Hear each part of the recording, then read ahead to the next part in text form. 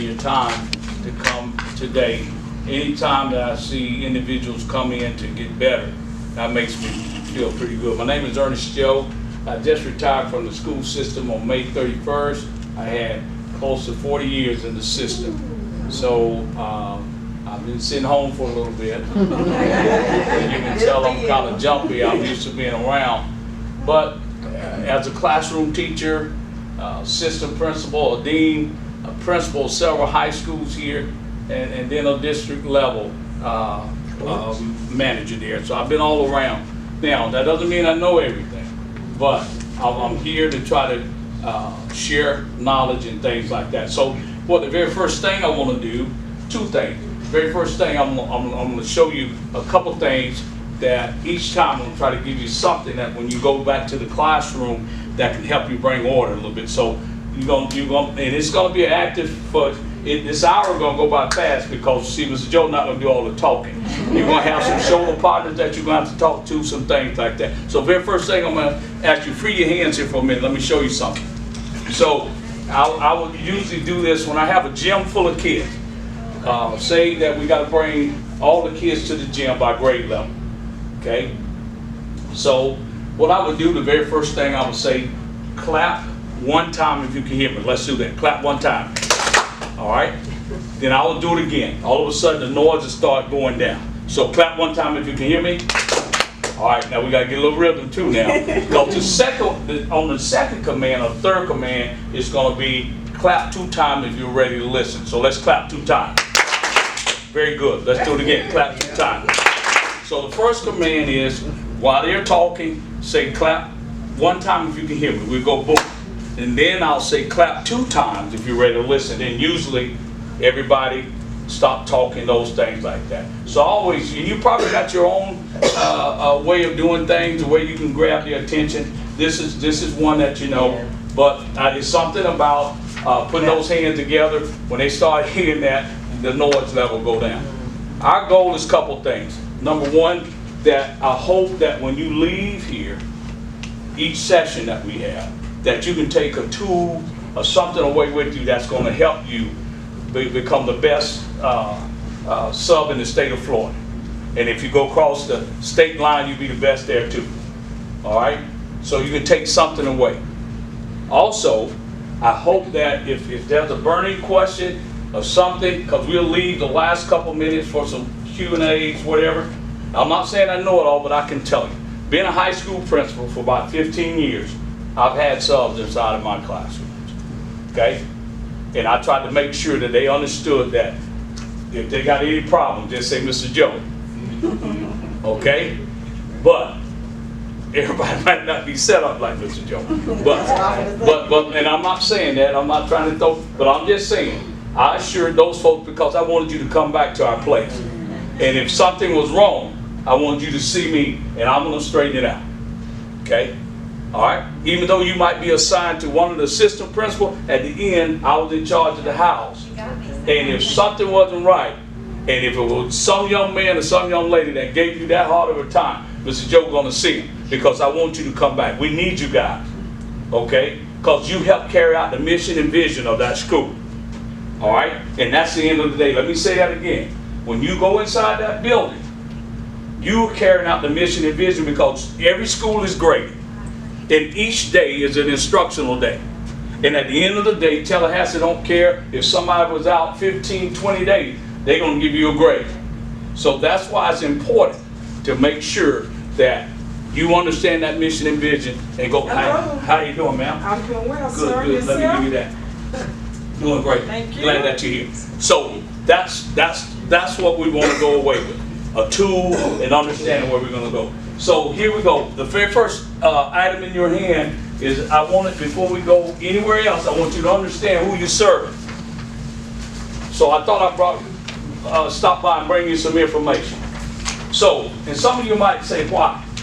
Why is it important? I got to know all the details right here. Well, I think it's important because as we move this year, we're going to see when we start talking about dealing with kids from different backgrounds and all of this kind of stuff, and when we bring all that information to you, it's going to say, whoa, okay? So now, at the top, you see that we have over 105,000 students in our district. Now, when I'm at workshops and things in the past, and I tell folks that we have a district that large, their eyes get big, because see, the way we're structured, probably up north some way, they might have, like Arbondale might be one district. Winter Haven might, you see what I'm saying? So we're big, okay? The next thing, I want you to look at the demographics of the students. Got that broken out for you, okay? You can see our kids there. Then went a little further for you to show you how that 105,000 can be broken out. ELL students, you got a total of 9,327 students. I'm not going to read it to you, I just want you to see. So when you enter a classroom, I want you to see what might be there. Those kids, all right? ESC kids, I said 14,000, that might be a low number. That can probably range from 14 to 17,000. Now, when you break it out a little more, you break your gifted out of that, that might be 5,000 or 6,000 out of the 15 or whatever, okay? If every student, except for charter school students, eat free lunch. Every student. So that should tell you some things too. When I start talking about the topic on poverty, that should tell you some things right there. All right? So that's, again, you're dealing with kids from different backgrounds. Can you briefly describe what qualifies as homeless? Because that number struck me. Okay, I'm gonna give you something here in a minute. Good job. Okay. Let's keep riding. I'm gonna take care. I'm gonna give you another handout in a minute. All right. Once I get through that, good job. I want you to see that too. You're gonna see the breakout of how many kids were served, how many families were served. Okay. And I'll tell you about homeless in a minute. Okay. Thank you. Good question. Look at our graduation rate. That's pretty good. That's the ultimate mission and vision of every school. Whether you're in elementary, okay, you want to get those kids to carry out that mission that day or that week or for whatever, to help those kids get to that goal at the end of the day, graduation. All right? And then, at the bottom, in the year 2017-18, they said they had about a total of 4,000 kids out of that. And let's get those, want to pass those, take one and pass around. And we'll go over that in a minute. Had 4,000 that was considered homeless, okay? And we're gonna talk about that. He beat me to the point, but that's why we're here, all right?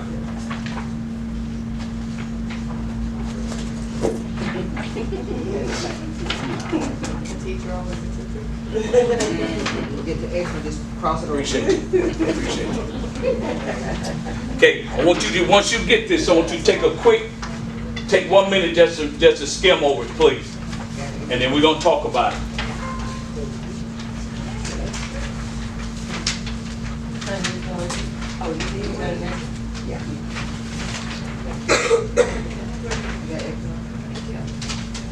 Anybody and have one?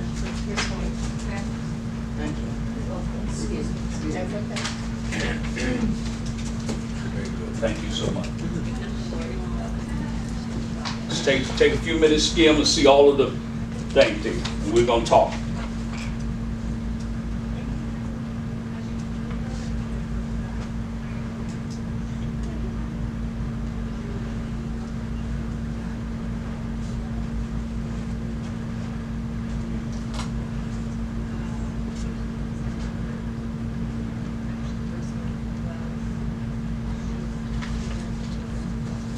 Okay, 5, 4, 3, 2, 1. Let's come back together. I gave you another 2. I know you probably already got that. You probably said I'm teaching your old stuff, but that's the way. Once you get them, give them a count now. Because once you start counting, they're gonna look at, they're gonna look up at you. Okay, here's the deal. Good question. What qualifies? 9 times out of 10, and this young lady who runs this program, her name is Dee Wright. So if you ever run into a kid, because you got to remember this. You're just taking the place of the teacher, so you're going to see and hear things too.